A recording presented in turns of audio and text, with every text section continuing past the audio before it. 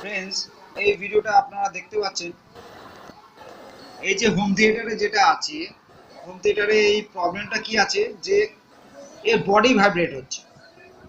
Body vibrate কেন হচ্ছে? এখানে দেখবেন স্ক্রুগুলো আছে, সবকটা স্ক্রু যখন বেস বুফার চলে না, এইগুলো ধাক্কা লাগতে লাগতে নর্মাল লুজ হয়ে যায়। তখন আপনারা কি করবেন বন্ধুরা, আমি দেখিয়ে দিচ্ছি। এমনি ছোট ছোট ওয়াশার পাওয়া যায়, দেখবেন হার্ডওয়্যার শপে পাবেন, সব জায়গায় পাবেন।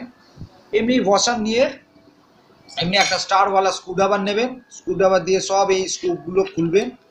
খুলে দেওয়ার পর এক এক করে সব স্ক্রুগুলোর মধ্যে আপনারা করবেন কি, এইরকম ছোট ওয়াশার ঢুকিয়ে দেবেন। ওয়াশার ঢুকিয়ে এয়ার টাইট যেমন হয় ওই রকমভাবে ফুল টাইট দিয়ে কষে দেবেন। দেখবেন বডি হিলবেও না, নড়বেও না, কোনো ভাইব্রেশন শব্দ আসবে না। এমনি করে আপনারা করতে পারবেন বন্ধুরা।